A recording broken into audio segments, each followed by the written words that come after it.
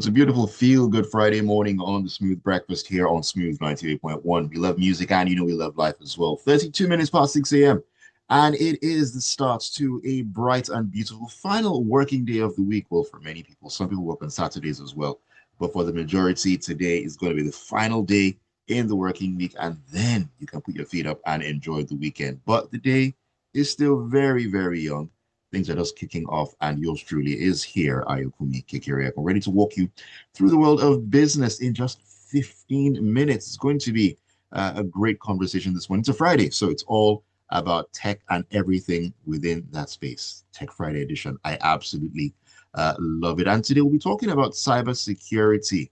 We'll look at staying safe online amid cybersecurity risks. If you've been in the online space, you'll have heard so much about this and how important it is to be very, very careful and be very discerning, really, especially for business owners as well. So joining me to talk about this, to shed some light, to give some very much needed advice which you need to adhere to, I would implore you to do that, is Adenyke Israel-Bolarinwa. She's the principal consultant at Sayga Consulting. Very good morning to you, Adenyke. Great to have you on the show.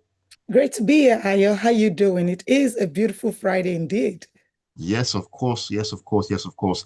And looking forward to you giving us some very, very important nuggets of wisdom, because many people, when it comes to cybersecurity, they know about it, they've heard about it, but it's just in passing. It goes in one ear, goes out the other. They don't really take it that seriously because they feel maybe it doesn't really apply to them.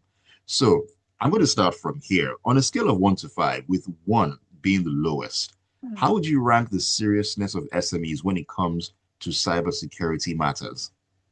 That's a good question. I would say probably I'll give it a 2.5. Mm, Um, because the truth of the matter is that a lot of people, in fairness, there are a lot of tech-savvy SMEs that take cybersecurity pretty seriously. But you find that for most people, they still see it as just like a secondary thing. In terms mm, of operations, SMEs are all about, the business, the marketing, the yeah. looking at financing, and the rest of it. So it's really that thing that you do as an afterthought, of course, especially unless there's a breach. And then most people are panicked and they bring it a bit more to the forefront. And so I always say that it's important for SMEs to really think of cybersecurity as a very important aspect of what they do. It's important to understand what it is to be safe online. More and more of our businesses are being done online. So it's Mm, important to prioritize it. It's really something you should look at as a business critical responsibility. It's not just something you react to when, unfortunately, something happens with your IT systems or you have a data breach.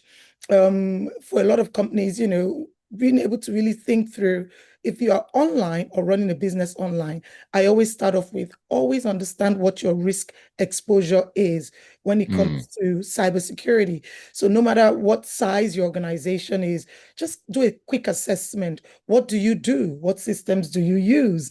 Are you familiar with it? Who is in charge of that system? If anything goes wrong, do you have your information backed up somewhere? Is it on a drive somewhere? Is it, on some form of tool or technology? Just basic okay. security controls that you need to put in place. When people hear cybersecurity, SMEs, it seems so complex, but it's not really complex. I'm sure we can dive into that some more. Most definitely, but I'm still hung on the 2.5 over 5. 50% really at the end of the day, but it just feels like a very shaky 50%. But anyways, from my understanding and from what I've seen, what I've heard, what I've read as well, the more secure an SME actually wants to be, the Mm, more it has to pay. mm. So there is a cost element to cybersecurity, right? I mean, is it a huge cost element? Is it a small one? Because many people feel to think that seem to feel that, oh, cybersecurity means I need to spend millions and millions and millions on that. And that's a good point. And a lot of times people just, which is part of why people just push it to the side. But the good news is that there's a lot out there that enables organizations of every size afford a level of cybersecurity. Yes, there is a cost to it. Yes, depending on your size, it could also impact the cost.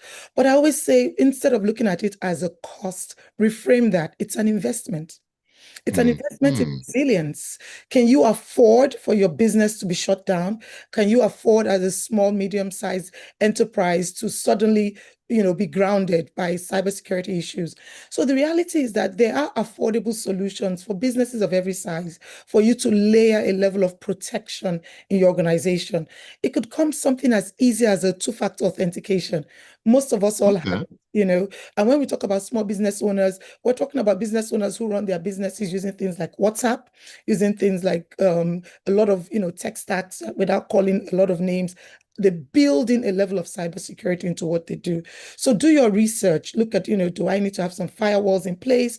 One of the biggest, what I'll say, investment is training, letting because behind cybersecurity is individuals that are running your business, you as a business owner, the negative players who are trying to attack your systems are individuals. Yeah. So being able to invest in, cost-effective solutions using providers that offer, free resources, you can start off with that, putting in appropriate password policies. Let's start off with that. Hmm. Being able to know where you're saving your passwords. And it's not just for businesses, it's also for individuals, making sure that you use not your date of birth for your password protection, use enough secure 12 digits, mix it, have numbers, have, different types of combinations of factors to make sure that at least you're very cautious and you're deliberate about how you protect your personal data. Right, right. Now that is interesting. I mean, 12 characters in the password. I don't know if I'm there yet, but yeah, I need to take that into consideration really and truly. Now, Yeah. looking at the world of cybersecurity now, a lot of Nigerians are within that space doing amazing, amazing things. Yes. But can a secure cybersecurity setup be indigenous? Because it seems like all the best software seem to be overseas. Hmm. That's so true. And I work with clients globally. Part of what I do is to really look at, the impact of data privacy laws, for example, on businesses, cybersecurity risk, and assessments.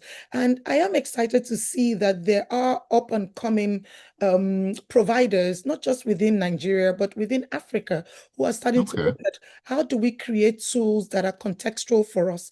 But the truth of the matter is that no matter where any tool is, it's the application and how we bring it into context that matters. But I am true. seeing more and more regulatory requirements. For example, the Nigerian Data Protection Act of 2023 and a lot of other regulatory acts like GDPR. Now we're seeing things like the different EU regulations, EU AI regulations are starting to build in what is called data sovereignty, where there are more controls to how you use data and cross-border data transfers. So this is Okay. a great opportunity for us within Nigeria, within Africa, to start protecting our data, keeping our data more within our context rather than our data being used across with different global providers.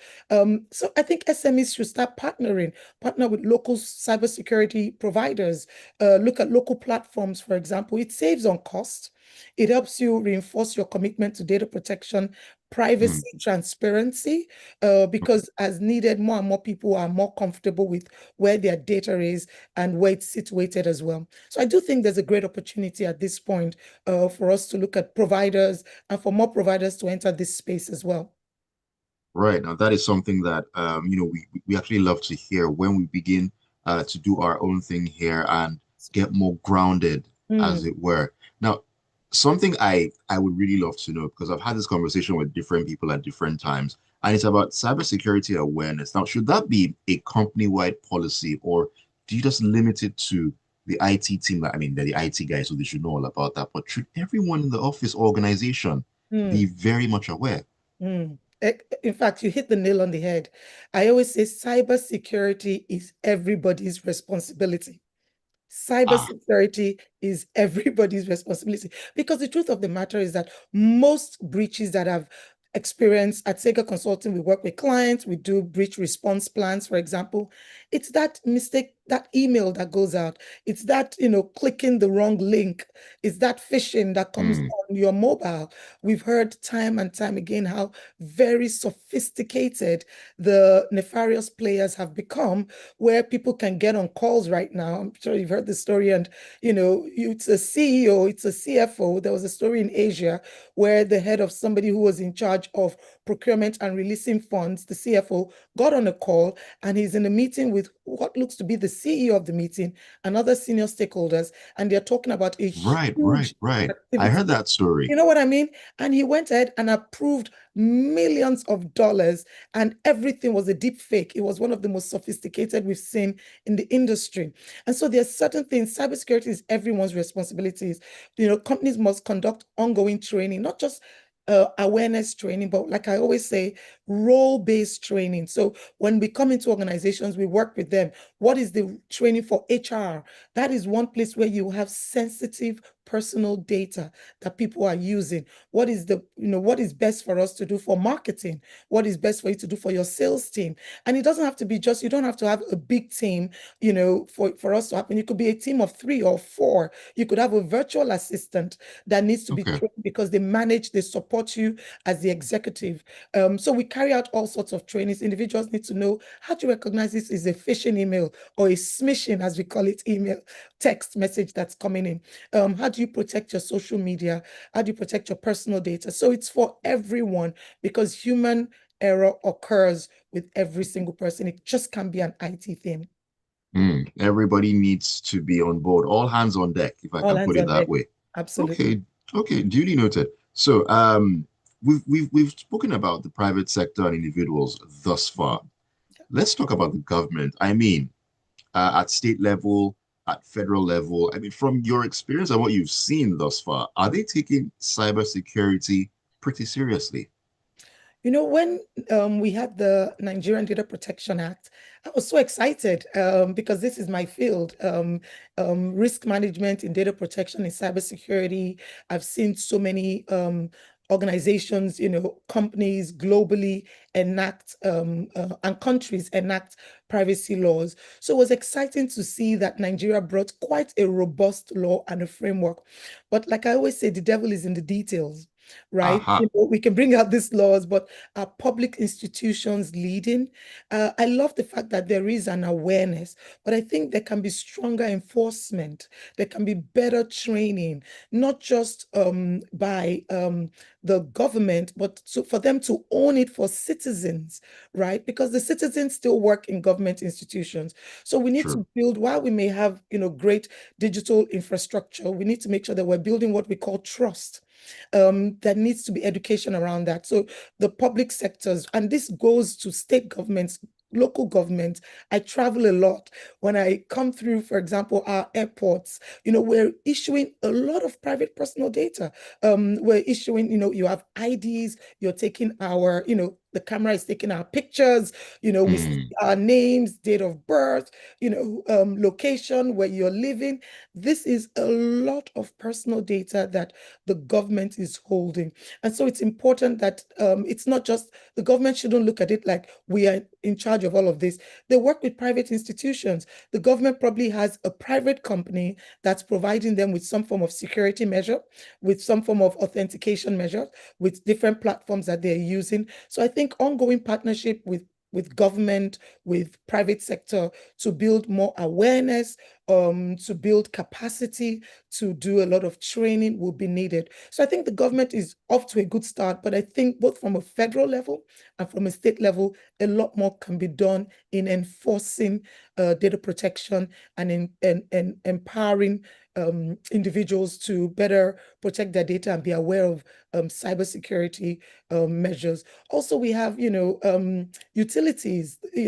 We see, I love to watch a lot of all these espionage movies, but really, we mustn't take it for granted that, that we now have things like electricity, water, power, internet. All of these are all online.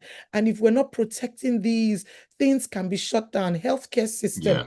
public Yeah. transportation systems, a lot more things are going online. So the government and the public sector need to really step up in terms of ensuring we have appropriate cybersecurity measures in place.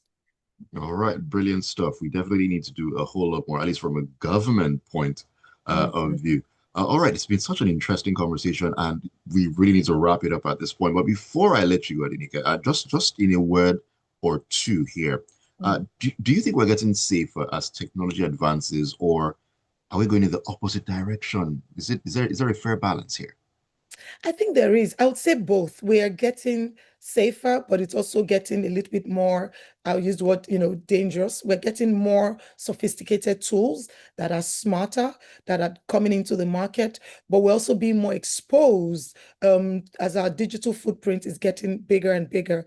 When we talk about SMEs, a lot more data is out there. We're looking at Internet of Things, for example, people now having, even the refrigerators, we're having, Alexa, we're putting more and Hmm. more of our information out there on a daily basis. So yes, there are tools that helps us and they're becoming safer, but our digital footprint is becoming bigger. And so the knowledge of this and being able to put in more and more measures in place for individuals to be alert, for companies to be alert is critical. And to be honest, that's part of what we do here at Sayga Consulting, supporting individuals, supporting companies, supporting governments in building a safer and more secure digital world. Yes, indeed. And a really good job it is that you are doing. Thank you so very much for Thank joining me you. this morning. I've been having a conversation with Adenyke Israel-Bolarinwa. She is the principal consultant at Sayga Consulting. It's been a pleasure having you on Business Express. Thank you, Ayo. Great to be here. Have a lovely one. And you to enjoy your Friday and your weekend as well. Thank you. All right, Lagos, Nigeria, the entire world, wherever it is you're listening to us right now. It's been Business Express brought to you by InterSwitch. Keep it tuned to the Smooth Breakfast. More to come on a beautiful Feel Good Friday morning.